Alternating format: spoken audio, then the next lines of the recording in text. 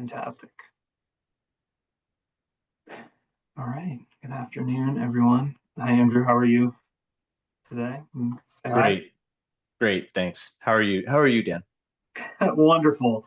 This is we are rapidly closing in on the on sending all of our subgroups out and giving them the month of August off while we do some of the synthesis and writing work and leading into our work in the fall. So I think if my math is right, I think we've got this one and then one tomorrow, and then our marathon of subgroup meetings comes to a close, which is exciting. A lot. That is, you know, again, as we've talked about, so much for your collective portfolio. Impressive.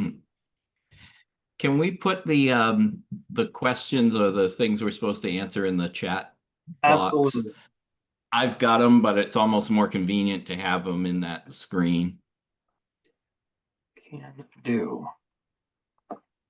All right. So as we wait here for, I believe, at least one other, at least Nick, who's been our fearless leader here over the last couple of months, as he navigates some tech issues, and hopefully we'll join in a minute. I just to say again, I think the plan for today is to dig in a little bit on a draft version of what could be. Oh, and there's Nick right there. Perfect.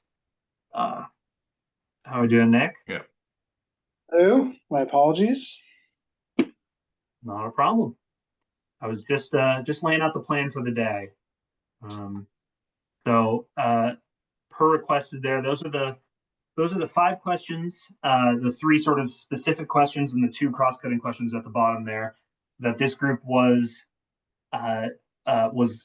charged with helping to provide some draft answers to, and by our larger task force.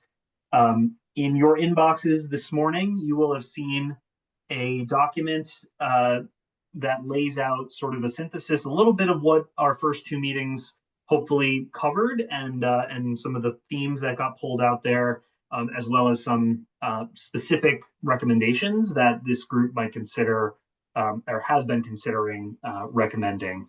I said this at the beginning, but just to say it again, I think it may be valuable, given that this just popped into your inbox a few hours ago, to spend a few minutes here, go cameras off, go mute, zip through some of this writing that you should have in front of you, and then come back and we'll spend the remainder of our first hour here running through a couple of questions about this.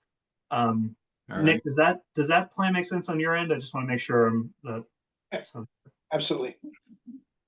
So what do you want to, it's 3:10 now, or at least Yep. that's what I got. So you want 3:20?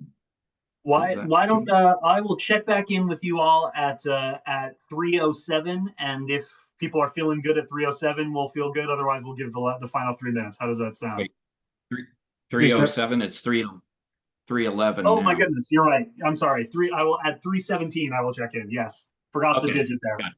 My bad. Okay. All right. So I'll encourage everyone to just go cameras off, mic off, and check back in with you in a few minutes. Sounds good.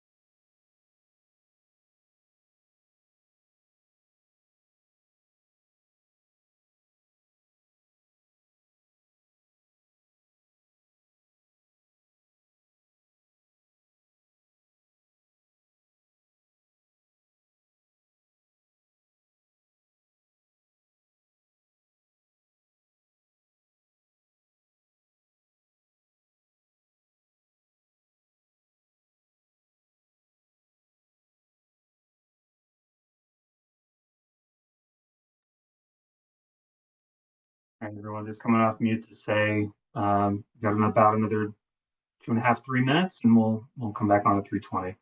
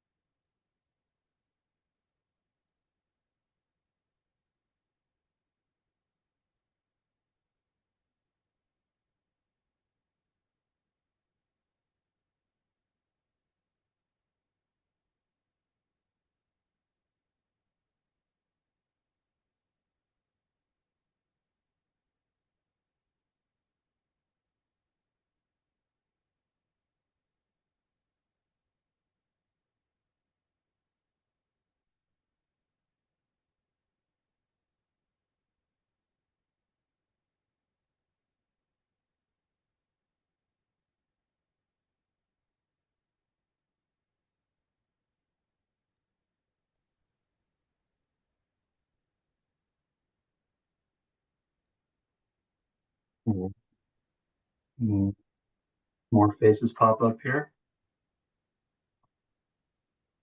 All right, I think that's everyone.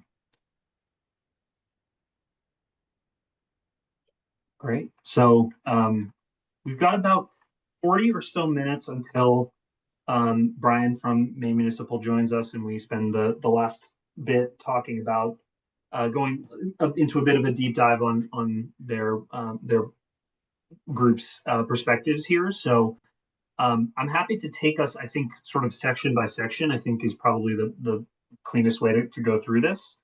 Yep. And I can maybe I'll go ahead and share my screen so we're all looking at the same document here. And I think with the slight introduction here, the only intro to say is just to reiterate that all subgroup work, we're sort of hoping that the draft recommendations from each subgroup will be delivered back to the co-chairs and to us at GoPIF by the end of this month, which is just on Thursday. So this is really kind of our best opportunity to hear final input, to hear tweaks that you all feel may need to be made to make sure that we're accurately that this document accurately reflects the topics, the ideas, the recommendations, the insights that have come up over the last couple of months as we've been thinking about some of these issues. So hopefully you can all see my screen, and I'll stop talking now and turn it over to you all to for reflections here on this first section around guiding principles.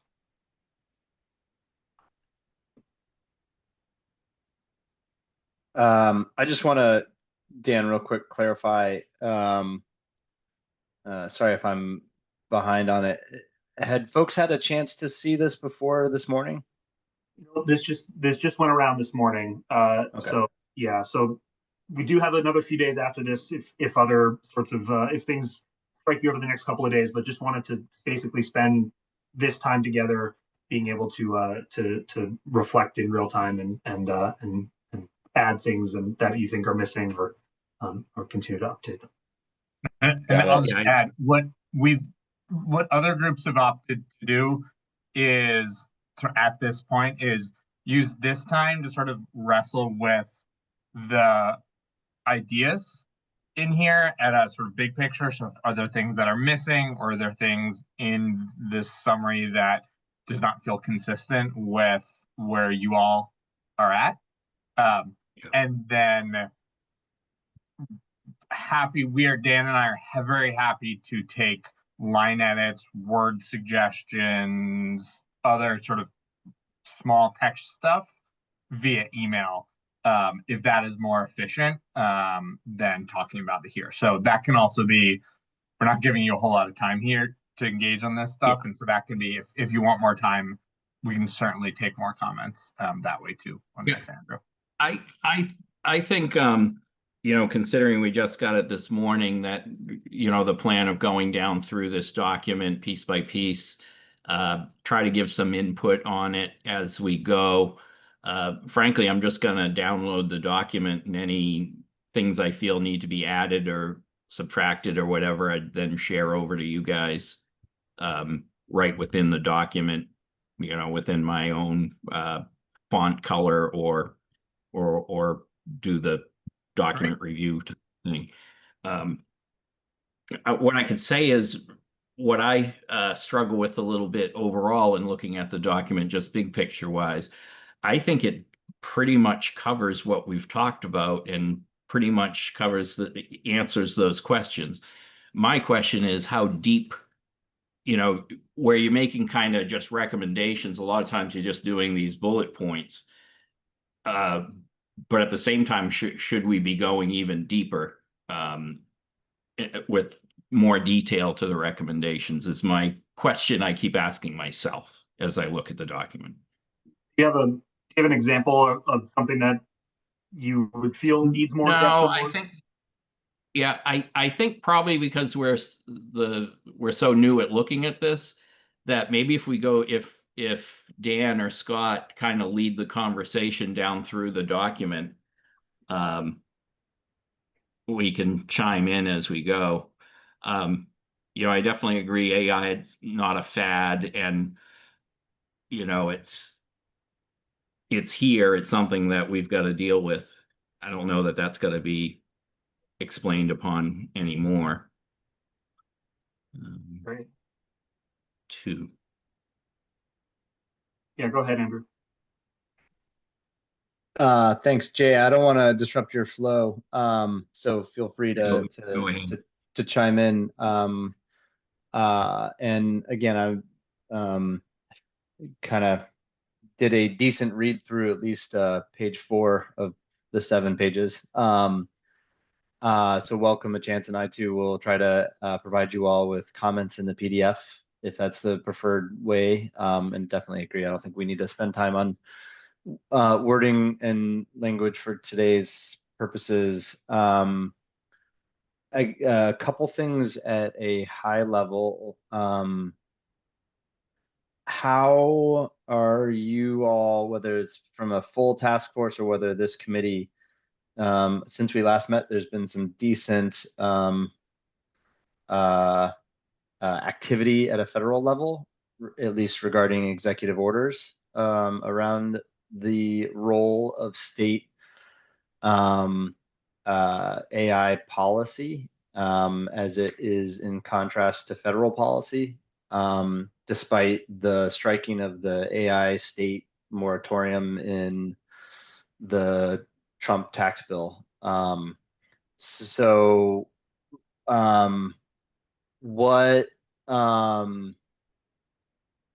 are you all anticipating and should we be considering any of the language implications, considerations of state policy in contrast to an emerging federal policy?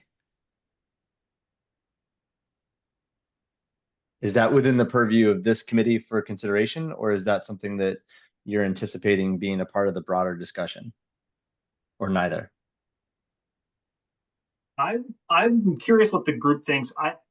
To throw in sort of my 2 cents, I think largely here, when I think about this particular group's purview, as you say, and charge, I do think that there is a point, there is a good argument for some of the specific kinds of recommendations down here around keeping an eye on policy, keeping an eye on oversight and interagency work, and having sort of the convening and policy level understanding of AI include an understanding of the potential impacts of federal actions around AI on state policy and state sort of technical action. Um, I'm curious what other folks think, but it seems to me like that could live pretty well under some of these sort of oversight and monitoring responsibilities that are being proposed in a couple of these bullet points here. So, yeah, go ahead. Yeah, no, that's helpful. So let me just to play that back, because I know you're looking for input on principles in particular.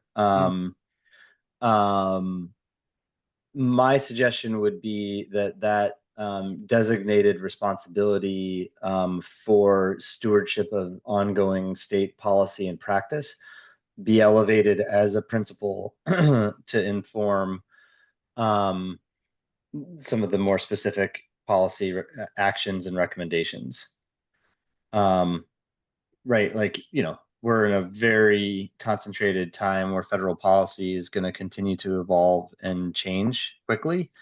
And I think one of the biggest things that we as a public working group should be recommending is that there is the ability to adapt in real time should there be right, wrong, or somewhere in between, the need, the ability to adapt, whether it's state legislation and or state practices based upon federal legislation.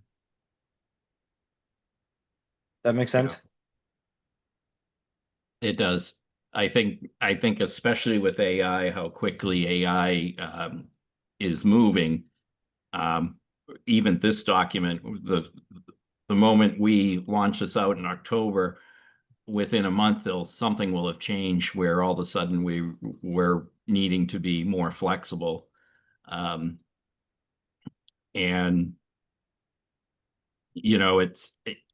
I feel like when you get down to the areas for the state as well as local governments, needing to teach everybody needs to learn about AI in general, some just general training on AI. That in there needs to be a ongoing monitor of federal policies and how they affect our state. Doesn't mean everybody needs to do it, but maybe that's a great opportunity for like Maine Municipal to help the municipalities send that message out. And then I don't know what the state would do if the governor's office then has somebody monitoring that for the sake of the various departments of the state. But the ongoing kind of, just like we always do anyways with like the Maine state legislature, Maine Municipal watches what legislation is being proposed and keeps their membership aware. So Andrew, I think you bring up an excellent point. I'm trying to think. think. Yeah, Jay, thanks for that. Hearing you voice over that is helping me think about, Dan, if you're good with it, just a recommendation of language around a guiding principle here, which I'm putting in the chat, of something to the effect of the state needs the guiding principle, the state needs the ability to adapt both policy and practice as quickly as both technology and federal policy necessitate. And I'm sure that can be wordsmithed in a better way, but if that's a helpful sentiment as far as principle, that's what I would recommend. That sounds like a great addition to me. Other just want to leave as Nick any input or. Yeah, I agree wholeheartedly. I was caught off guard. The reality for me, I didn't see the continued push once that language was stripped from the OBVB, right, for that to continue. But clearly, it's going to continue. So we have to make sure that that we remain agile in what it is we're trying to do, because the landscape's going to change on us over and over and over again. I'll just add one, agreeing with all of that, and at the risk of being a little bit too optimistic, I also think there's another element of that, of monitoring for where new resources do become available that could allow the state to implement some of the strategies, use cases, applications that emerging out of this task force. And I think I walked away reading a little bit from the AI action plan as like, we may hopefully see some places where the federal government is resourcing some of those priorities, and as the governor said, where those line up with Maine priorities, that can be valuable for us. And so somebody who's keeping an eye on that and strategizing around that also feels relevant in the context of, there's, as Nick probably can tell all of us better, there's way more things to be done than money to pay for things to be done. And I think AI is really, going to be stress on that front as we go.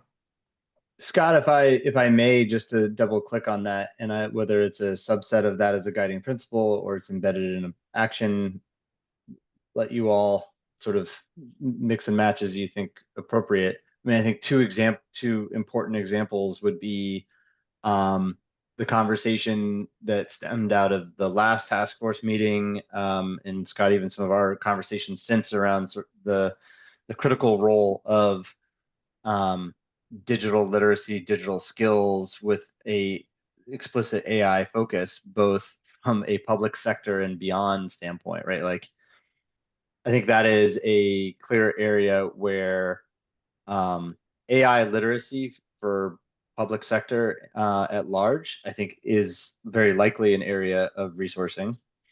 And I think that should be explicitly called out, as well as data center evaluation and development and incentives in alignment with other state development and resilience priorities. I think one of the big things, and I'd still welcome some feedback from the GoPIF team regarding some next steps on data center evaluation, because the discussions that we've had over the last couple of weeks, I think, have revealed that understandably neither MCA, GEO, DECD have been able to conduct any kind of recent assessment of either demand, resource supply, or potential priorities and or trade-offs around data center planning and development. But I think we certainly could anticipate that federal incentives around data centers could very well be a priority. Yeah. So and forgive me if data centers in particular was identified. I know in the material so far, I didn't get a chance to see if it was. I think that's a great addition. I suspect that also will come out of the economy subgroup as well. I know that has been a topic they've been talking on. Yeah, I think the data center portion will come out of that group is my guess. I'm assuming we're going to cross-reference with the other subgroups to make sure, I'm gonna, on that same vein, sort of the two biggest issues really that we face with keeping up with AI and protecting our citizens is a better electrical grid, as well as better infrastructure for internet capacity. And so I don't, and I do realize both CMP and as well as the private sector are kind of in a race for that. But it's got to be said somewhere. And I don't know that this is the group that does it, but we are public sector.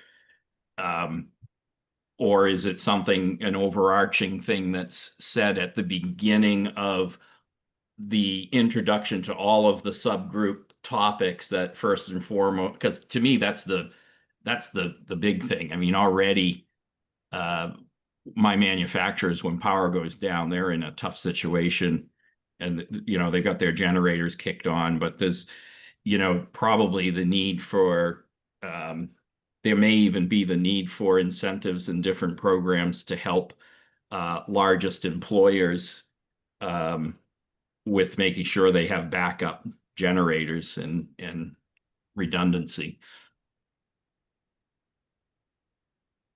So I know I went off track, but that's kind of an overarching thing that I wonder about how we gotta make sure. I'd hate to all of us submit everything and those two glaring things are not addressed.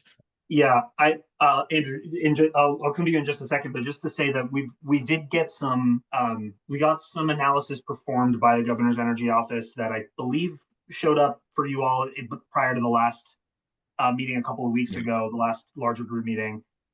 We're working with them to turn that into sort of, in some ways, a standalone call out of Okay, gotcha. This is a formative sort of baseline understanding that we need to continue to address from an infrastructural standpoint.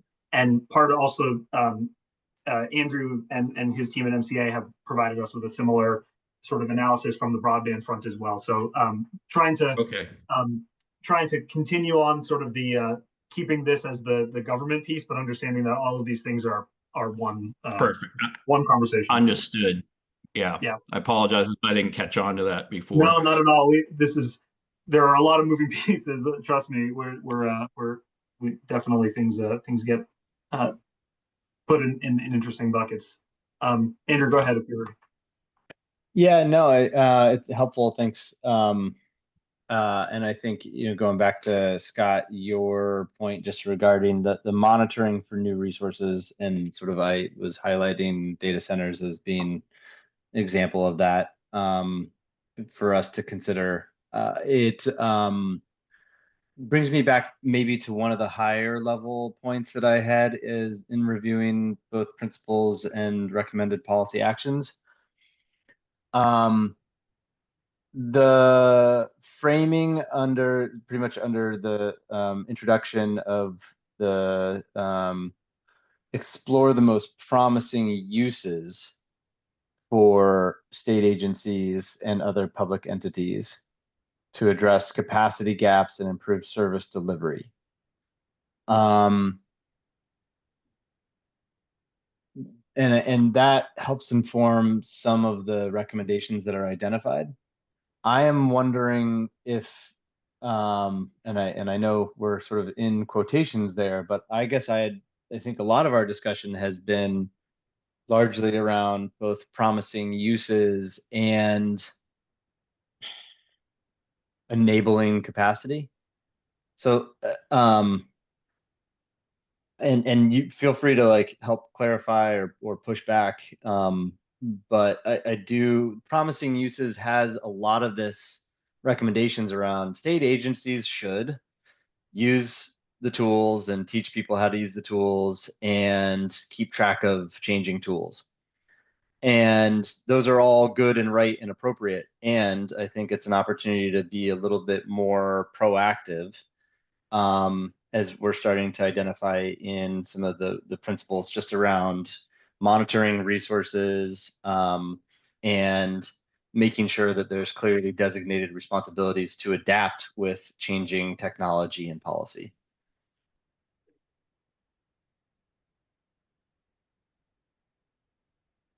Oh, Dan, I don't. Oh, go ahead. Yeah, well, happy to open this up to other reactions. I think you have pulled on a string that I have been I've been trying to walk the tightrope a little bit from, I think, exactly what you described of the sort of two ends of this challenge, and the two ends a little bit of what this group has spent the better part of the last 2 months wrestling with is sort of bringing it back to first principles, bringing it back to the executive order, and identifying use cases and identifying ways for the public sector to deliver services better, and also recognizing that in order to do so, certain actions need to be taken on the front end to sort of lower the barriers, smooth the entryway for a lot of those to happen. I look at Nick, I think, and knows better than anybody about sort of what from the state side, what needs to happen in order to start deploying and implementing some of the use cases that I think we're really excited about, and we've heard from folks who are really excited about. But all the first order challenges that need to be tackled in order to get to some of the good solutions. And I think those are, I mean, in my mind, there's sort of two ends of the same spectrum there. But Nick, I guess I'd look to you for guidance here as well.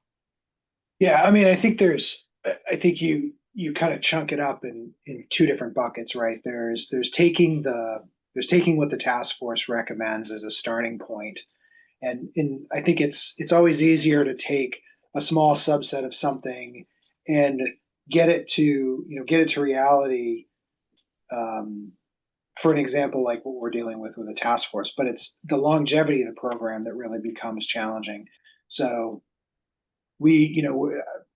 whatever it is, we decide that the best option is to accelerate permitting at DEP, right? And it's easy to come up with one-time dollars to get that put together and to do the work and to initiate the program. It's much harder to change the mindset and continue to build on that year after year, because in theory, you're going to recoup some savings from other areas and you're going to be able to reinvest it, but it becomes more challenging. So I think the big part of what we got to take away from it is the sustainability. We've got to be able to continue to grow the program and grow the investment across government in a way that provides a return, but also keeps it viable for the longer term. I think that's our challenge. We can enact on a couple of suggestions probably fairly easily, but keeping an eye on the clock here, and I want to make sure that we have a chance to get into some of the sort of specific recommendation pieces. Really great conversation, and welcome, as we said at the beginning, more input here over email in the coming days here. But Dan, at the risk of interrupting you, I do want to add one thing around the principles that feels missing here, or at least I want to raise it as a question. I think I've heard Nick, I think you as well as anybody, I think articulate that not everything is AI the right answer for. And in fact, there are certain places where AI may introduce risks that we're not comfortable with, and whether it's risks around collecting data that then we need to maintain and protect, and if disclosed could be really problematic, and disclosure of such, whether inadvertent or creating a target for nefarious actors, that outweighs the risk we are willing to manage here, or data that is used by other for uses other than what it was intended or collected to.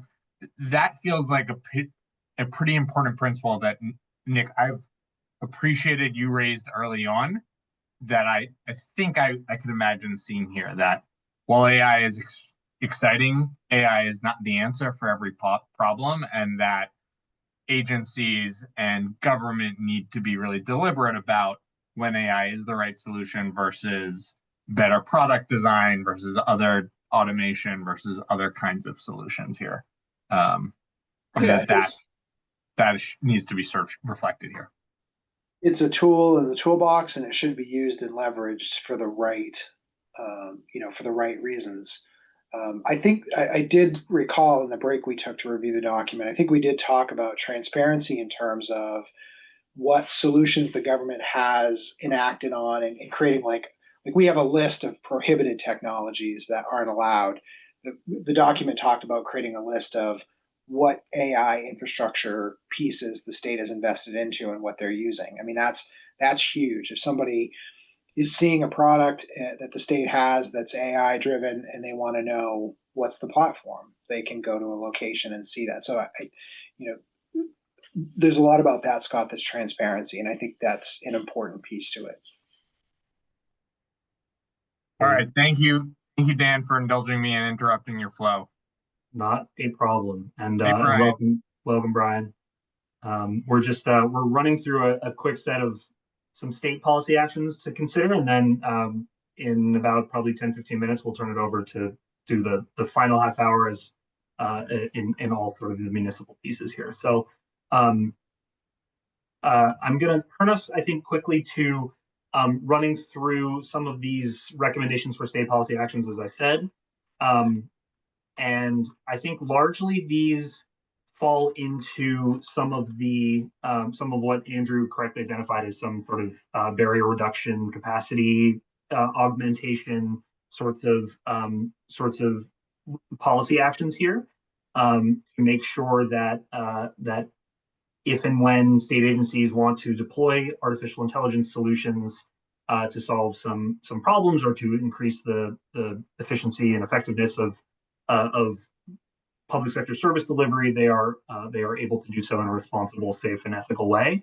And so first and foremost on that list is to think about sort of human resources at the state level, both on the technical side and on the policy end of things. And I think largely, Nick, going back for about 2 years now almost, we've had conversations about how the OIT at the state is really taking the mantle of expertise on deploying artificial intelligence sort of from a technical side and monitoring how state agencies are going to be using that, setting out sort of the rules of the road around the technical pieces. And I know you and I have talked, and love to hear your perspective here on continued investment in sort of the resourcing of your department and what that might look like. And happy to take that in any direction, but that's the sort of first piece on this list here. Yeah, so like anything else, we have to start somewhere, and we have, and I think the posting either just closed or it's out, but we do have and have decided to fill an AI center of excellence and to create a center of excellence around artificial intelligence at Maine IT. I'm pretty certain that in part 2, October, there'll be another position available for that. And our strategy is kind of around, focusing on the need at hand and potentially growing the practice as the desire to leverage the technology continues to grow. We do a lot of shared responsibilities across groups too. So when the need for security comes into play, we probably won't, at least in the beginning, have a dedicated security position within the AI group. Will leverage the existing ISO to help lead and guide those conversations. As you're aware, Dan, we had Nate involved in the beginning with some of this stuff too. So, it's kind of that sort of grown in-house grown type scenario we put up.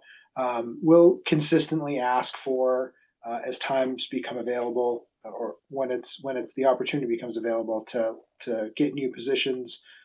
We continuously reevaluate the work that we're doing within Maine IT to decide where the best place is to invest in existing positions that have become vacant. Do we continue to feed into the areas of Maine IT that are more legacy in terms of hosting and applications, or do we bring a position over to feed the group? So it's really organic. It's grown internally. We're hoping that we can get an offer out to the director of that group and get that started here soon. And we'll continue to lean into it as the need and the drive continues to grow organically through government. We'll continue to build up the group and make sure that we have the capacity to stay relevant and to pivot quickly with what agencies are looking to do. Great. Does that help? Yeah, it's fantastic. And then I think on the policy end of the spectrum, we've also talked about how a lot of what Scott and I have been doing for the last couple of years from the seat here at GoPIF has been largely around folding this into an existing portfolio of work that GoPIF is responsible for, and the realization over many months of this work that sort of having a dedicated policy staff person to think about this work from a political and policy lens, I think is something that we've seen real value in. So included on this list, but again, open to conversation here. And I guess I'll loop in with that recommendation also the second sort of bullet here around requiring or asking state agencies to develop a roadmap and a road plan for how they're going to both think about AI internally, but also how it will impact sort of constituent groups that with whom they're responsible for interacting, whether that's regulatory agencies, whether that's sort of direct public agency interactions. And so thinking about pulling the threads that might exist sort of outside of the IT world and figuring out how to continue to coordinate those. And we've already sort of spent a little bit of time at the beginning talking about some of that work, but Andrew, you want to? Yeah, sure. Both thanks for those overviews on both fronts. Both make sense, and I think reflect some of the principles that we just discussed as needing to be more elevated. So look at that. The questions that unpacking that, which I think seem to be in alignment. There's recommendation 3 of a interagency oversight group. How does that relate to those two positions in different departments? I think might be useful to. I don't want to get more in the weeds than necessary, and I know that probably gets complicated, but I think useful to make explicit. Also, because I think number 2 sort of has the same question for me around the state agency roadmap or plan. Again, sort of like, so who's, if that's the case, which I totally agree with and think makes sense, let's not reinvent the wheel for state agencies, each to develop their own, each is going to have their own set of needs, but there should at least be some form of framework, guiding principles template to do so that has both policy and technical implications.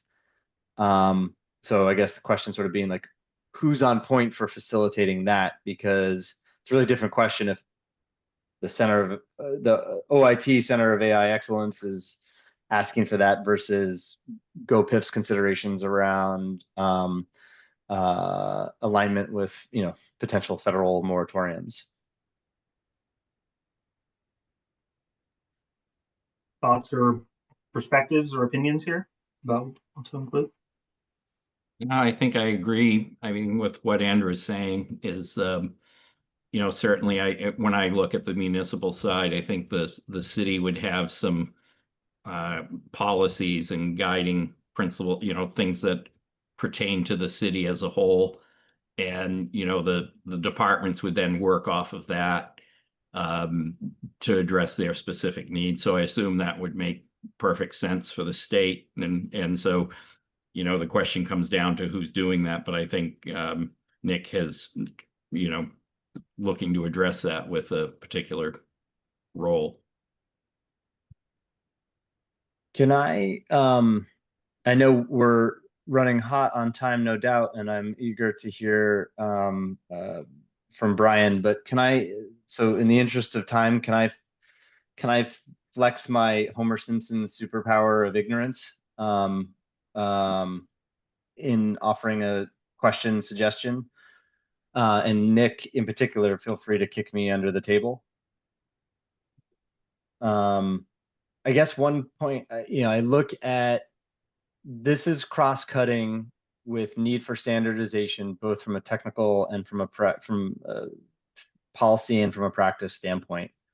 To me, this feels very similar as to how the state has approached advancements in energy policy and technology and infrastructure, and which is, of course, now its own standalone department, given those evolutions.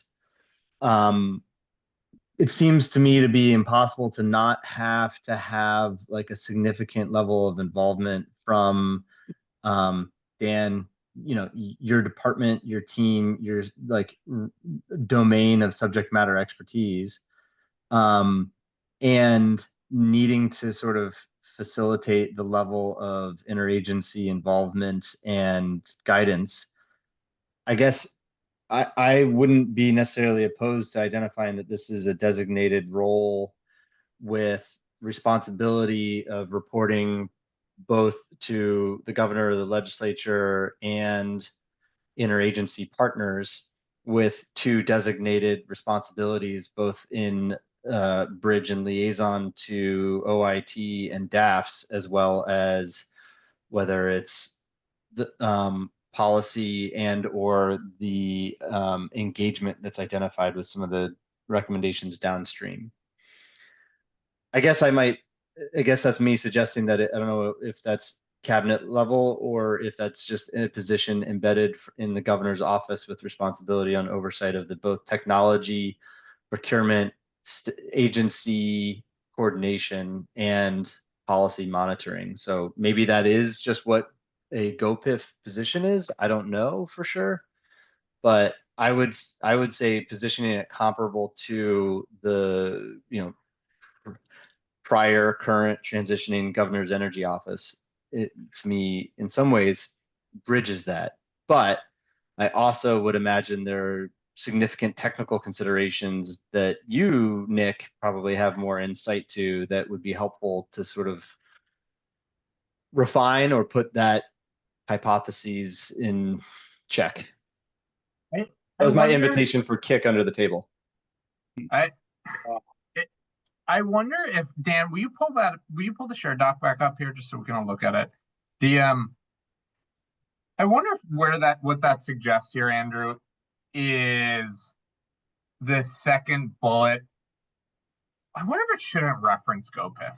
I wonder it should be saying what you just said and describing a senior role responsible for XYZ that reports to the governor, and that is silent on whether that is at GoPIF, whether that is somewhere else. And I think in part, like to Jay's point earlier, there are only so many specifics that the task force is going to be able to get to here.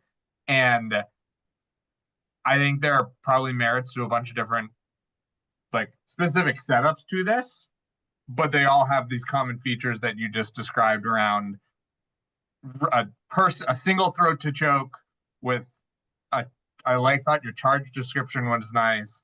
That is senior, that's part of the governor's office. And we can describe the role without saying where it is and sort of leave it to the executive and the legislature to respond to that as it see fits. Is that responsive to what you're thinking, Andrew? Yeah, I think it is. And I also think in some ways it should be within the productive collaborative confines of this small subcommittee, also invitation for pushback and check from the Nick, from your perspective with given how you all have scoped the AI Center of Excellence as you've been currently envisioning it. So yeah, I'm kind of curious from your standpoint. So Scott, that reflection makes sense and is in alignment with what I described. And Nick, I'm kind of curious on your reaction. Yeah, no, I think it's a great comment, Andrew. The focus of the AI COE at Maine IT will always be first and foremost like policy and governance in terms of the use of AI within state government, and then the technical pieces associated with such. You're absolutely right. There needs to be that liaise from another level that's focused on the public policy side of this work, and it is advising the right people. And I used this example a long time ago with Dan when we were talking about this, but I equated, because I remember this very vividly, I equate the innovation of AI today and the change that it's going to drive for all of us, to the day that I remember Comcast coming in and dropping my first cable modem on my desk and having high-speed internet. Like, look how far we've come with the revolution that we've put high-speed internet in people's houses and how far that's come. AI is going to do the same. And to the point, right? Maine Connectivity Authority, there's all this built up around it. And I think it's important. AI is going to be big enough that I think it's important that we have that same sort of thing in place. So I don't disagree with you at all. Well, I appreciate the conversation. Keeping an eye on the clock and recognizing we've got a guest in our midst, I want to just maybe turn the conversation over to the some of the municipal topics that I know Jay and Brian have spent a long time thinking about, and let us hear a little bit about what some of the member groups of MMA are talking about and what some of the large organization is. So Brian, welcome. Good to see you again. It's only been a couple of days, but it's nice to catch back up, and I'm glad you could join us this afternoon. Right. No, thank you. You want me to launch right into a 3-second convo? Let's do it. Yeah, go for it. Because I had based on a conversation with you and Scott last week, and when I came on, what Nick was talking about was kind of in the same vein where, or it sounded like it was in the same vein. What I'm getting from members is, we've explored Copilot, ChatGPT, we've explored Gen AI, we've explored those time-saving personal goals that we've had, but now we're looking at a real value proposition. So where does the value come from? And I have had quite a few members ask me what tools are actually out there that we are allowed to, or would be valuable for us to use in our community, being that they might be a more rural community, they might not have a lot of technology already. And so what is being missed, or what I think the real need is, where is the value add outside of Gen AI? Where is the value add from an analytical standpoint when they're doing their budget, when they're paving their roads, when they're talking about interlocal agreements? And so having some place where municipalities can go to find a tool or some understanding of something that would be kind of vetted and safe to use, that would really help them in their mission. And right now, it's based on whichever vendor, whichever salesman talks the best. So I think that there is a desire, and I have had several people actually ask me, is the state of Maine task force going to produce that list for us? Are they going to produce, here is some vetted tools or ideas or places where you can go for some value added items for our municipal world outside of the Gen AI into the more analytical space. So I think probably this week, last week I got about 3 people calling me saying, hey, when is the task force going to give us that information? And I said, well, let me check and let me see where that is. But they're looking for, what are we allowed to use? Where is the list of vetted good AI services that we can take advantage of? Well, so what I'm not sure about really is that this task force gets down to that level where we're actually vetting individual vendors and things. I think what we're doing is providing guideline, much like you did when you did your presentation for the Maine Municipal Association. The things that this task force is doing is, these are the types of things you want to include in your policy for your municipality. These are the questions to ask when you are talking to vendors about AI. And we'll have a education recommendation for public sector employees. And I don't know if that's where Maine Municipal comes in, where you've got a series of educational videos or something that people can use at their own time. I think, unfortunately, what people are doing then is they want to bypass all of that and just say, hey, which is the best vendor to use, and how, and then something goes, and they need to educate themselves, because the problem or the task they're trying to resolve, they might not be resolving that. And, I kind of liken it to back when we were switching just to software and using computers. The ones that just went blindly ahead and said, oh, well, another city's using it, so we'll use that too, and tried to plug it in, they weren't ready yet. So I think if I would suggest anyways, and I think if I'm understanding properly, we're giving a framework and a structure to work from, but we're not making recommendations for, a particular vendor or something. That would be, the other thing is there's a difference between an association versus government. If it turns out your membership wants to put some money and time extra, give extra money to Maine Municipal and put some time in for you guys to make some groups and have some municipalities participate and then make some suggestions. It's sort of like the difference between local government and a chamber of commerce.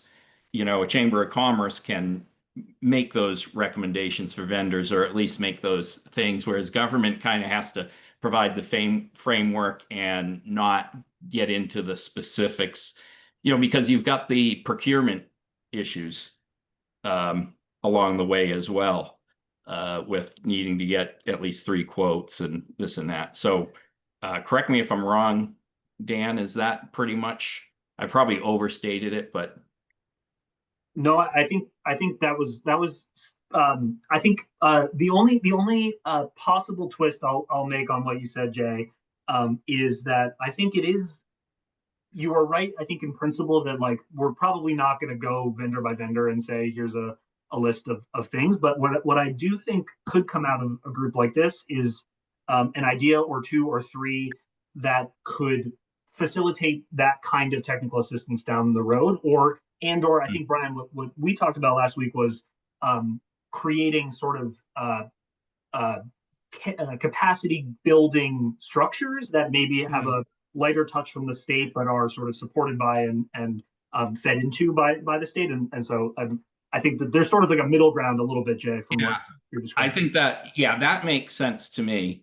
And we're in the same boat too, where we have to be careful about like going out and vetting and publishing the vendor list. And so, but it's a question I've had since I started working here, from members that call me up, well, we need to know this, what should I get?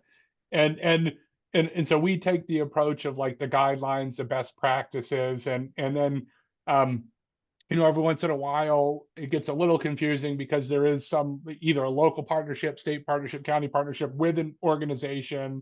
And so then all the members kind of start to go that way, and then other groups come in, and then you kind of get this fractured kind of approach where everybody's doing it a little differently.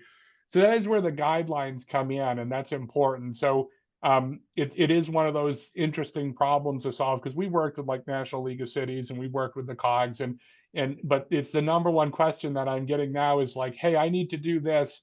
Can you give me all the steps associated with using AI to solve this problem?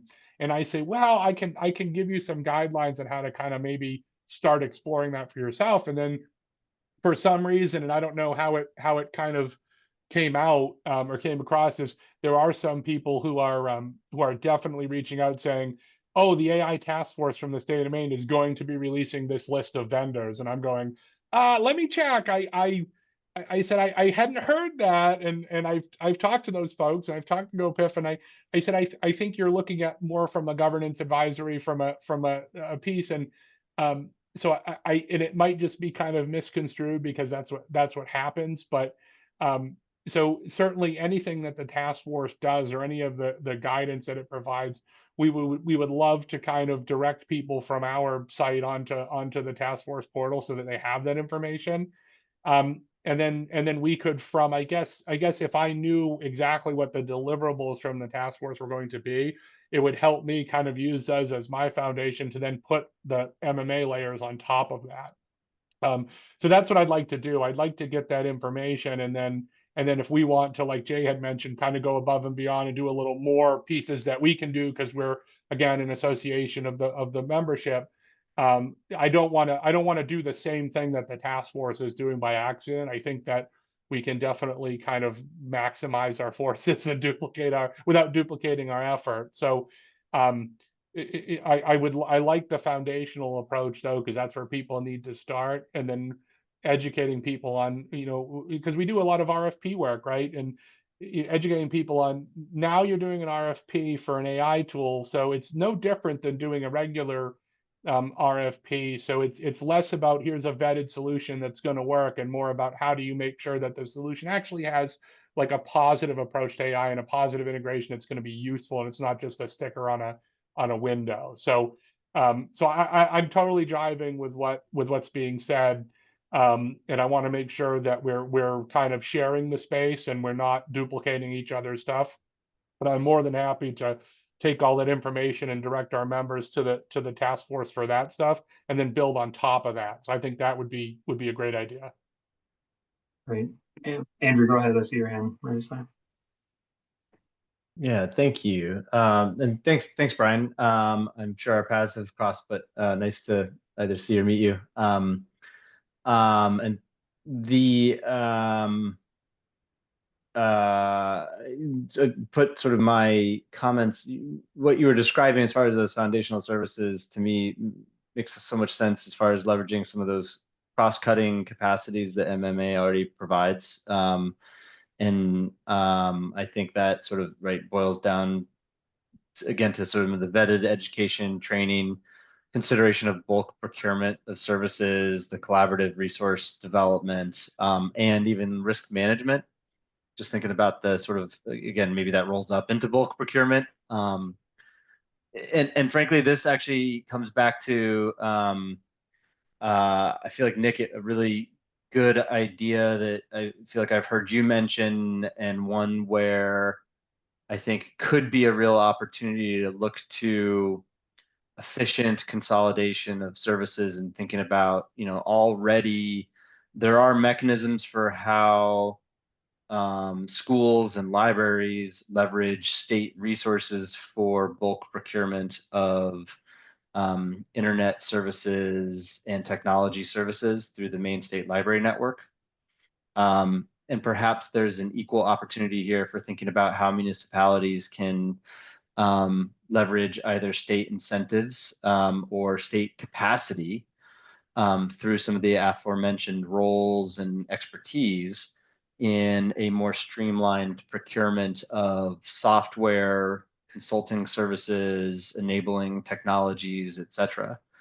So I think, Nick, this kind of, and you'll be the first to tell me, like, you see what I'm saying, but bad idea. But is there a MSLN comparable service of bulk procurement and service support around AI technologies that could be explored? I think there could be down the road. I think it's so new right now that we're all kind of scrambling a little bit to figure out where the best place is. I talked at one point about the state and local cybersecurity grant and some of those products that are being offered to municipalities and school districts, but those are established practices that have been guided by long-standing frameworks, right? The idea of NIST and following NIST in terms of security, that's been a long-standing thing. We're kind of building the road right now in terms of AI, and I get where Brian's coming from. Like, how do I engage in AI? How do I understand the gotchas with it? How can I build a product that my constituents can consume, or makes things work better at the municipal level, if I don't know all this stuff?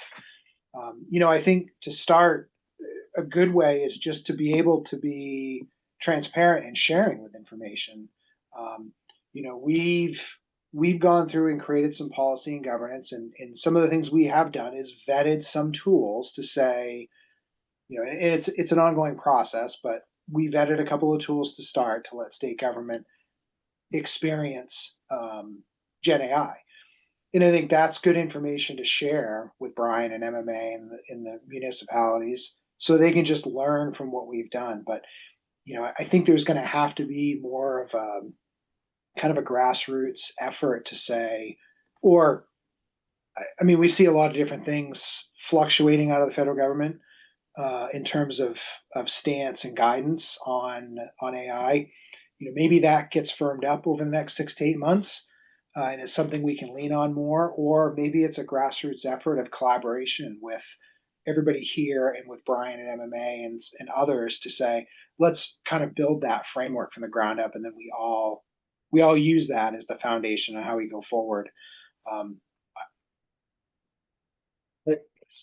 Yeah, if it's all right, maybe Brian, I think a couple of models I think that we talked about last week might be helpful to sort of understand what have been like the most successful things that we might be able to follow. And I know you mentioned specifically a UMA program that I wonder if it would be helpful to lay out as a potential model to build on. Yeah, so we work with UMA with their cyber range. We're actually doing a joint presentation at convention in October with Michelle Brundon and some students. So I know they're working directly with municipalities to do cyber audits and cyber security event modeling. They have a really advanced technology and program they're running there, and it's really run by some really good people. And the best thing about it is they have a tremendous amount of resources because they have so many students going through that program. So we in comparison also worked with Thomas College to develop some policies and some governance ideas. So a lot of what was based in my presentation came from work with Thomas College, and to a lesser extent with some information from UMA. So I think that we're seeing that the university system has a pretty good, well, two good things going for it. Number one, it's kind of part of course credit, so it's a pretty good rate, and it's real world experience for those students who then potentially stay and live and work in Maine and have that very effective at kind of latching them onto municipalities, which is great. But the other thing is it's a really advanced program that can be developed in long term, right? You don't have to worry about it kind of disappearing. It seems like it's here for the long haul, and the product that they're turning out as far as working directly with municipalities for this cyber modeling is pretty tremendous. You'd be very hard pressed to duplicate it for a low cost anywhere. It is an enterprise level product. So I think if we're talking about capacity and we're talking about some other kind of intrinsic pieces, I think utilizing the University of Maine system and kind of students that are always kind of there in a high level also serves as a feeder into IT in the state, which is something that we really sorely need. So I don't know how everything I'm a tech guy. I don't know how everything kind of governmentally works, but that model has been generally very well received by our membership because they love having those students come in and do that work. It's a very trustworthy organization, and it's run by a lot of really good people. So there some collaboration that's available there. I think that is an avenue where if you're looking for capacity and resources, and you're looking for people who really want to stay on top of new trends, you don't get any better than a bunch of cybersecurity students for kind of being obsessed with that stuff. So that's the model that right now seems to be the most accepted. I think the biggest issue there is that there are still a lot of municipalities kind of getting up to speed and trying to get in that queue, and they are kind of ramping up that services. But I know there's a few big municipalities, I believe, that have worked with them or are working with them, and are very kind of happy with it. So again, that's what we're looking to do here is kind of form that partnership more solidly, so we can kind of route those resources and some of that grant money that's going to those educational sectors to the municipalities, and they're more than happy to do it. That's great. And for Jay and Nick, I think that's sort of the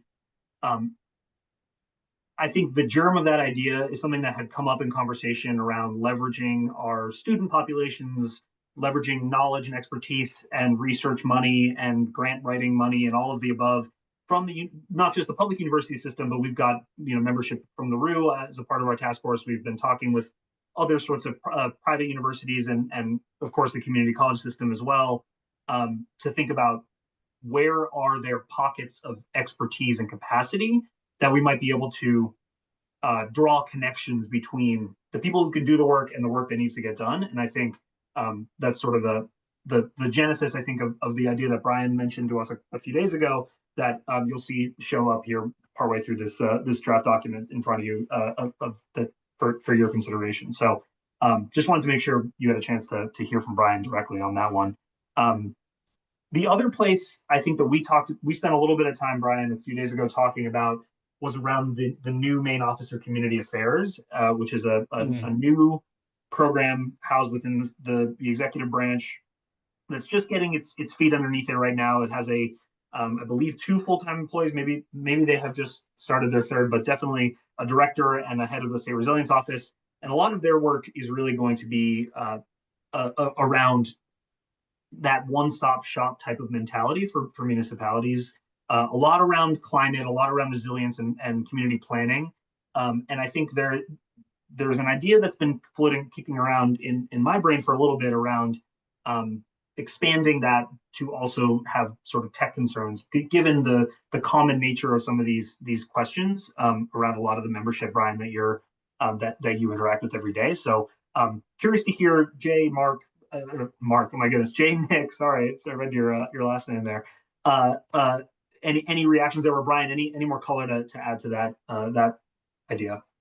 Yeah, the only thing I'll say just for the full context is I get calls once in a while from members who say, I know I need to go to the state of Maine for this. I don't know how to get there. I'm not sure which area to, and so we direct them, right? We obviously know and we point to it. But what I had mentioned to Dan and Scott was, what if there was some kind of local government access portal or community portal where basically anything that a municipality may need from the state, at least the information is there. So we have kind of a central place that we at MMA could direct people to, and so they can get to the resource that's available there. And so that's what Dan was kind of just mentioning is maybe this new office is the area where we just have just a one page or just some portal where somebody can type in a question. Maybe there's an FAQ and it goes, here's exactly who to talk to, or here's a form we can send and get something back. I think when people do get to the right person, they obviously get helped, and the state does a great job with that. I think some of the barrier for our members is maybe not knowing who to contact, and maybe there's some turnover, or offices change or something, and stuff gets kind of lost for a week or two, and eventually gets found. But just having that central portal, and then keeping that ongoing collaboration between MMA and the state of Maine to say, hey, we're hearing this from our members. What can we do to kind of throw something on this portal, or what can we do to throw something on our site that helps direct people to a better location? So we would love to serve as kind of that interface to direct people to where they need to go, and also help provide information to the municipalities if the state of Maine had some info to kind of disseminate. We're more than happy to serve that role, and I think that works better than that kind of direct piece out, because we talk to the members all the time, and we have a really good relationship with them as far as who to send to and who's going to kind of be engaged with things. So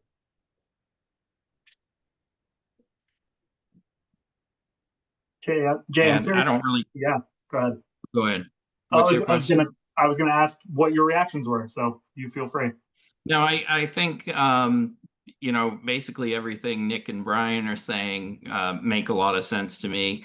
My guess is that when they do hire this new person for cyber, that's when some of those things will start to take shape. And my guess would be that they'll be working off of the document we've created. But there'll also probably be need for them for the new person to speak with various members, either of the task force or of Maine Municipal, as they go forward with, what level of information are they sharing? And, I would assume this person would probably have a dedicated web page with a portal or something that's for directly just for state agencies and departments, and then maybe one for municipalities, so that you get someplace to send them. But I really envision the most sort of interactive help, either coming from MMA or coming from another organization. Like, maybe the next step after they hire somebody is they then have to either hire somebody or something to just deal with municipalities, or you get more of a synergy going between the state and MMA, so that you find your roles and you're not duplicating services, but one's providing framework type of stuff and the other's providing a little more in depth. I don't know. Great. Thanks, Jay. Any other final thoughts, Brian, from you on things for the task force to consider as we sort of get into the later in the summer and into the fall here? I just would like to, we definitely would like to kind of be a central point to kind of give the information out, through our cyber portal, through our web, or through however think would be most effective. So any deliverable that gets produced or anything we can do to help, regardless of if you're also going to market it out yourself or send it out, I would love to be given kind of an advanced copy to put on our portal, and we're very, very happy to send everything to the members and make sure everybody gets all the knowledge. One of the things that I think happens sometimes is things go out and a small percentage sees it. I think by kind of maximizing the areas of opportunity that we send things out, it's going to increase that. So we absolutely have a lot of viewership and a lot of individuals looking at our resources. I think we would get better coverage if we kind of co-presented that information. And I know with the like Nate over at the cyber grant force work group has done that for me before. He sent me information that we've put out there, and that's, I think, been helpful at getting a little bit more information out there. So just keep us in mind to collaborate for putting the information out. We're always happy for that. Just shoot it to me, moment's notice, and we'll go from there. But I just want to keep that on the table and make sure we don't lose sight of that. And before we run out of time, we got like another minute. Brian, what I'm thinking a first great step is for you to get out to membership in general is there is a task force webpage, and it has the what our deliverables are, what questions we're trying to answer, and I'm going to be running just before I leave here, but I could send you the link, or maybe Dan, to that page. And if you send that out like in your monthly newsletter or something, just saying this is the task force page and these are the types of questions they're answering, so that way they're understanding that we're not necessarily coming up with a vendor list, and it gives you a resource to pass along. And then hopefully over time, the types of things you're talking about, we can also do. Yeah, no, I would. Yeah, just absolutely. Somebody drop me. I think I have the right one, but please drop me a there you go. link so I have it. Perfect.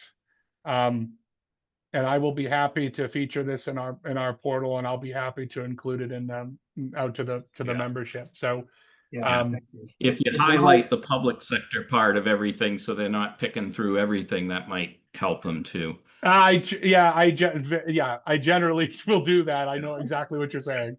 It's a little sparse right now, but we're hoping to continue to flush it out. No, it's just about getting people to have that resource, and as we get closer to your deliverable date anyway, to October, when we get to our convention, that's when I'm really going to be putting the stuff out, right? So as long as I have that in my pocket for a convention, I think I can get it in front of a lot of people. And my goal is just to here's the information and get people visiting and asking questions. Great. Fantastic. Nick, any final thoughts here before we wrap? Only that this is a great conversation, and I appreciate the effort. I think we've seen a lot of success in the collaboration with MMA and the municipalities on the state and local grant, and I think this is just another great opportunity to help be partners with them and, share what we've learned. You know, we're not going to be experts in it overnight, but we're going to learn, we're going to grow, and we can share the knowledge and share the information. So I think it's just a great opportunity. And as far as everything that's been pulled together to date, I feel really great about the document that's out there. I look forward to seeing the edits, but I think they're going to be minor, and I think we've hit our target. So. Well, I like your optimism there. We'll see how minor they end up being, but we're keep on trucking here, and I just appreciate everyone coming this afternoon, and have a great rest of your day, everybody. Thanks so much for your help. Thanks, This everybody. is the last subcommittee meeting, right? So This is the final one. Yep. I recognize it's just just the four of us, but I just want to say to you, Dan, and by omission Scott, since he had to leave, I appreciate the leadership and the time that you and GoPIF have put into this effort too. I know that you both have been supporting the full task force as well as the subgroups. I just want to say thanks for your thought leadership and all your work around keeping us organized and keeping us on task with it. Really appreciate it. Oh, much appreciated. Yeah, this is my second to last of, I believe it's 25 or so of these subgroup meetings, something like that. So looking forward to it. Thanks, everybody. Thank you. Appreciate it. Take care.